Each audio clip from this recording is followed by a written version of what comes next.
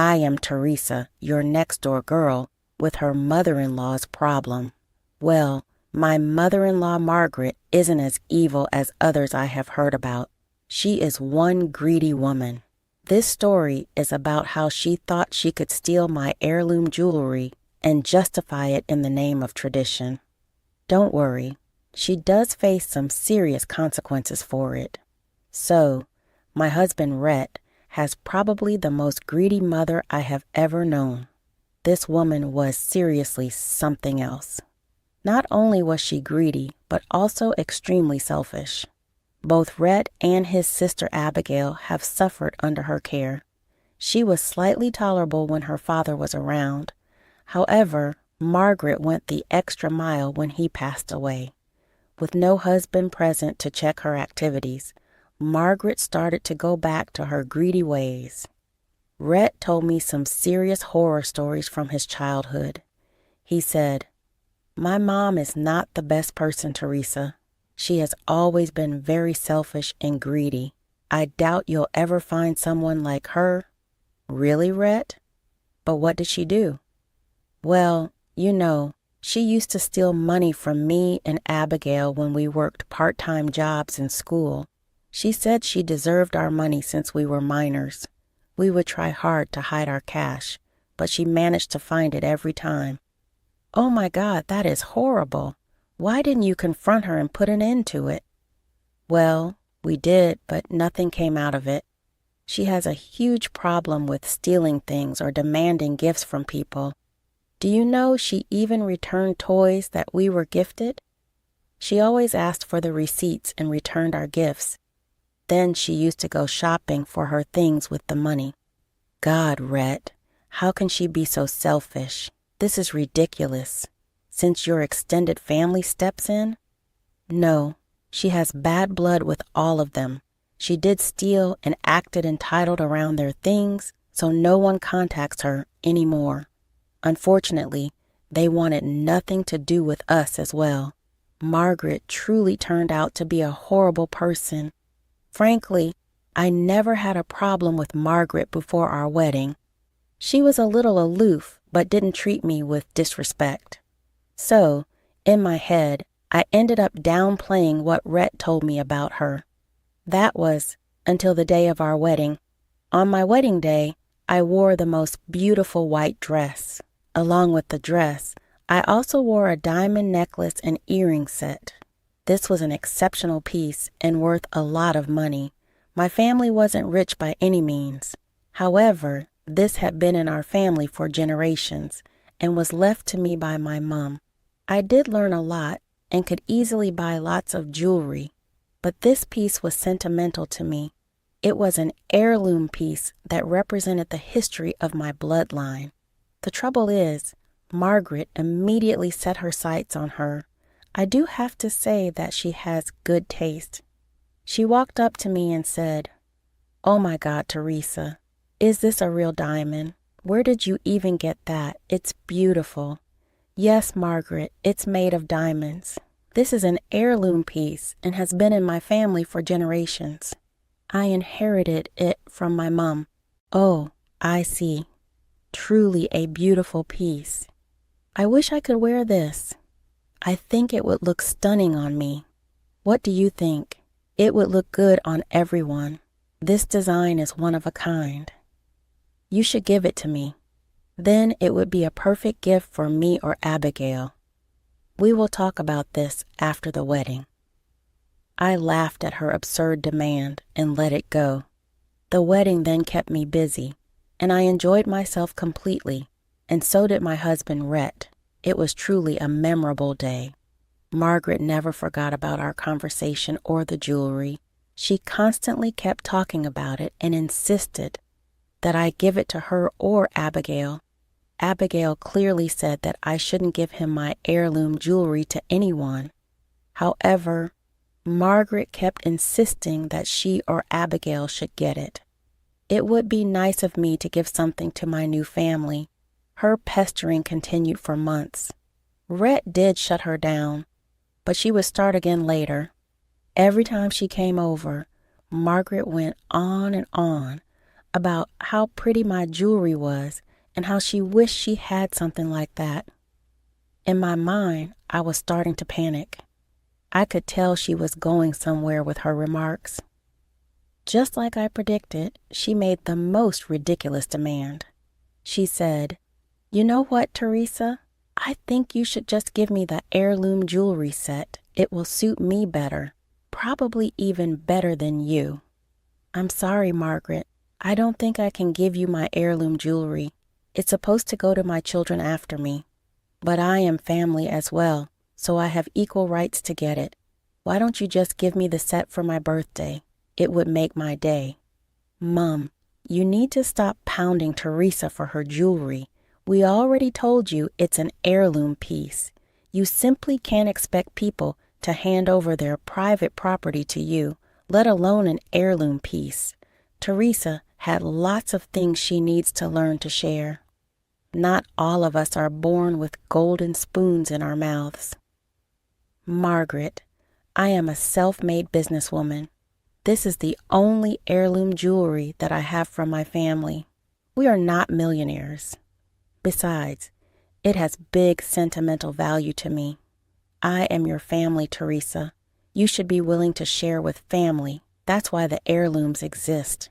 She has some bizarre logic about why she deserved the set. However, Iron Rhett adamantly refused to let her use my things. Margaret did stop asking, but continued to talk about how she deserved some good jewelry. Honestly, I was getting sick of her comments. However, I chose to ignore those. It was Rhett who sat me down and told me, "Teresa, I am so sorry Mom has been hounding you for the jewelry. I don't know why she is back to being obsessed with other people's things." "What do you mean, Rhett? Has she done this before?" "Unfortunately, she has done this with her friend, and it didn't go well for Mom. I am ashamed to tell you, but I think you should know." Turns out that Margaret had already faced some consequences for thievery in the past. She decided to steal her own friend's jewelry from her house. Naturally, she called the police and Margaret was arrested.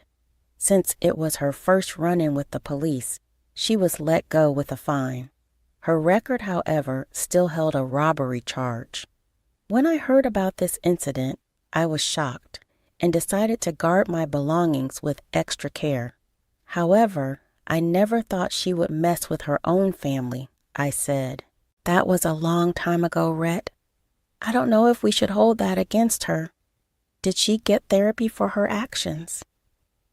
"Yes, we did force her to attend therapy. Dad was alive back then. He told her to go to therapy or hand him a divorce, so she was forced to attend. Mom stopped growing when Dad passed away. I don't know if she has gone back to her ways. I just want to warn you about it. I don't know what to think, Rhett. I think she wouldn't betray our trust. She won't want to hurt us. We are family after all." Turns out I was wrong. When Abigail got engaged, Margaret promised to gift her some jewelry for her big day. Abigail was super happy and thanked her profusely. I had some doubts in my head. I knew Margaret wasn't rich, and we were helping her out with bills. I had no idea how she would afford to buy such expensive items. Back then, I didn't think anything of it. That was until I saw that my jewelry was missing. Yes, my only heirloom set was nowhere to be found. Wet and I were growing crazy to find it. I cried for days because I couldn't accept the fact that it was gone. I blamed myself for losing it and had been miserable for a while. When all hope was lost, I got a surprise visit from Abigail. Rhett wasn't home, so it was just me and her. She said, "Teresa Rhett has been telling me that you lost your heirloom jewelry. Is it true?" "Yes, Abigail. I can't believe I have been so careless. Lord knows where I have misplaced it. I feel so guilty." "I know where it is, Teresa. I'm sorry I didn't come to you sooner. I had a hard time believing it myself. I didn't think Mom would do it." "What do you mean, Abigail? I'm confused. A week ago, Mom called me and said that she finally got my wedding jewelry. When she showed me the design, I knew it was your set. I asked Mom why she had your jewelry. She said that you gave it to me out of tradition. Mom was holding it for safekeeping. What? That's not true at all. I never permitted her to take the set. How did she even get her hands on it? First, I believed her words. Then, it didn't sit right with me. I knew people just don't hand out their heirlooms like that. So, I called up Brett to do some digging. He told me that the set was missing. I immediately knew Mom took it. Here is the picture she sent me of the set. Oh my God, she came to the house and stole it from me. The day she sent you the picture was the day she visited us. She went upstairs to use the bathroom while we made her lunch. She was stealing my jewelry back then. I'm so sorry, Teresa. I had once mentioned to Mom that I liked the design of the necklace. I didn't think she would steal it from you. Don't apologize, Abigail. She only used you as bait. Margaret had been hounding me to give her my jewelry. She wanted that piece in particular. It was starting to get clear to me why Margaret insisted on inviting herself over that day. She even acted so smug and gave me hints that the set would soon be hers. I just thought she was having greedy thoughts as usual. She'd planned the entire thing before coming. I was enraged and knew that I had to do something. So I left the house with Abigail to take my revenge and get my property back. It took us more detail with Abigail before going to Margaret's house. Confronting Margaret was more important, and I knew I needed to do it that day. It also helped that I had Abigail's full support. So I showed up at Margaret's house and demanded to speak to her. When she let me in, I said, "You should know why I'm here, Margaret. I know you took my jewelry. I want it back right now. Don't try to lie to me." Abigail told me everything. Teresa, there is no use asking for the set. It is not yours anymore. I'm going to give it to my daughter. Now it belongs to Abigail. Are you insane? Did you steal my heirloom jewelry to give it to Abigail? What is wrong with you? It's not yours to give. Who told you it was okay to steal from me? Well, you see, we have a family tradition of passing down wedding jewelry between sisters-in-law. So, Abigail is going to get the necklace that you wore at your wedding. From now on, the set is all hers. You must be out of your mind. There is no such tradition in your family. Why wasn't I offered anything when I got married? You are rich and don't need more things. Besides, you're not a real part of our family, so you don't deserve to be part of this tradition. So, I don't deserve to get anything, but it's okay for you to give my jewelry to your daughter. You need to give back my property, Margaret. This is not a joke. Don't be so selfish, Teresa. As I said, this is our tradition. You don't get to complain. Besides, Abigail deserves to own a beautiful necklace set like this. It suits her better, and she already loves it. There is no way I'm returning it to you. Guys, I was super pissed off at what Margaret told me. This woman and her entitlement just took things to the next level. Never in my life did I imagine her doing something like this.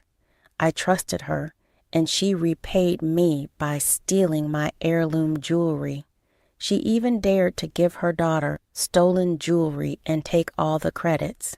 All of this was because she didn't want to spend money on a gift. Margaret looked pretty smug and very pleased with herself. However, she had no idea what was coming her way. While I was very angry at her and scared for my jewelry set, I resorted to becoming calm. I looked her dead in the eye and said, "Well, if you don't want to return my jewelry, you can't blame me for what happens next." "What do you mean?" she asked, her tone challenging. "Threatening me?" I'm not scared of you and your empty threats, she retorted. Told me a great story about the amazing tradition in your family, I continued calmly. Let me tell you about my family tradition. Since my family had this heirloom set for a long time, there is a tradition we follow. By tradition, we have this piece completely insured. In case someone steals it, we go straight to the police to file a report for theft. What are you trying to say? Surely, no, you didn't file a report against me, she exclaimed. I am not joking, Margaret. Like you, I take my family tradition very seriously. So I made a police report before coming here. Abigail even went with me and provided all the proof of your theft. The police will be here soon. Actually, no. You are lying. You didn't call the police. This can't be true. I might go to jail this time. They will never let me walk free. Why don't you wait and find out? Let's see if I'm speaking the truth, I replied calmly. At that point, we could see cop cars coming from the corner of the street. As soon as Margaret saw them, she ran out from the back door into the alley behind us. I had no idea where she went. When the police arrived, she was nowhere to be found. I explained the situation to them, and they promised to search the house for my missing jewelry. So I left the house and returned home. I had no idea when Margaret would be back. Back in my house, I told Rhett everything that had happened. He was appalled at his mother's behavior. Even Abigail called and showed him all of the proof. Rhett said, "Oh my gosh, Teresa, I had no idea my mom would do something like this. This is ridiculous. I'm truly ashamed on her behalf. I tried talking to her about returning my jewelry. She hid it somewhere and told me that she wouldn't give it back. You know how sentimental the piece is to me, so I went to the police," I explained. "I understand, Teresa. I would have done the same if I were you. It's just all a shock to me. I need some time to process it," Rhett responded. "Don't worry. I won't help out Mom in any way. She doesn't deserve that," he concluded. Margaret went missing for a while. For days the police tried to find her, but they were out of their wits. We went back to the house with the police and found the necklace in a secret box. Since Rhett had a spare key and permission to enter, we were able to legally enter Margaret's house without her presence. However, I decided not to drop the charges just yet. I wanted her to suffer a little more. After about 2 weeks, Margaret called Rhett from an unknown number. When Rhett picked up, she was sobbing. Rhett put me on speaker, so I heard everything. "Rhett, it's me, your mother. Your wife has sent the cops after me. I'm scared, so I am on the run. Please help me come home," Margaret pleaded. "Mom, you stole and gave away my wife's property. Of course, she would file a police report against you. If you're so scared of the police, why did you steal from Teresa? How could you betray our trust like that?" Rhett responded firmly. "I really wanted Abigail to have something nice. I cannot afford to give her jewelry. Teresa has enough already. She doesn't need so many things. Abigail deserves to have something nice, Mom," Margaret continued. "Don't pull Abigail into this. You wanted the jewelry for yourself. You have been hounding Teresa to give you the set." "Abigail never told you to steal for her," Rhett said, his voice filled with disappointment. "Please, Rhett, I understand I made a mistake, but Teresa is out to get me." "You need to help your mom," Margaret pleaded. "I can't go back home, Mom. I can't help you at this point. The police will do everything in their and Teresa's power to forgive you and take down the case. You need to apologize to her," Rhett replied firmly. "I won't apologize to your witch of a wife. She could have given me the set. Then all this drama wouldn't have happened," Margaret snapped. "That's it, Mom. You will never change. I am done talking to you. Don't call me again," Rhett said before hanging up. He was extremely disgusted with Margaret's behavior and didn't want to talk to her again. Even Abigail was upset that her mom would use her for her greed, so both Rhett and Abigail refused to help her out. I was reluctant to take down the police case because I didn't want her to get away with thieving. Plus, she had hurt me deeply and didn't even apologize. We also changed our door lock and got security cameras installed. I never took down the police reports. Margaret is still on the run, and we have no idea where she is. Since she left her phone at the house, she used payphones to contact us. However, neither Rhett nor Abigail wanted to talk to her. They immediately hung up when they realized Margaret had called. Rhett still feels very betrayed that his mom could do this to us. He's been distraught, and I'm helping him to recover from the mess. Abigail's wedding was wrapped up very recently. Margaret was uninvited through an email, and she didn't try to show up to the wedding. I guess she was afraid of getting caught and sent to jail. We did enjoy ourselves at the wedding, and I even let Abigail wear the heirloom piece. I wanted her to look her best and didn't mind sharing the jewelry set for a day. She did look stunning in her entire bridal attire, and she returned the necklace when the reception was over. We still have no word from Margaret, but we're happy to be away from her presence. I'll dig for more information and find out. Also, don't worry. I made him sign a prenup and only agreed to remove it once he gets a job. Looks like that won't be happening after all. With that being done, I simply finished my part of the revenge. The aftermath of everything was glorious. Mary and Kingston at first kept calling me and telling me to get him a job. They begged me to pity them and help them out. Meanwhile, Riley was on Kingston's case and uncovered the truth herself. I was the one who handed over some information to her father. Her father was also pretty mad and told me that he would see the end of Kingston's lies.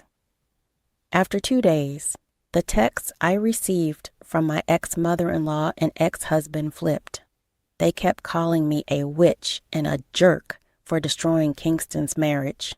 Riley and her dad confronted him and then filed for divorce. Since Riley still had the prenup in place, none of her assets would go to Kingston. Instead, Kingston would now have to hire a lawyer to work through the divorce.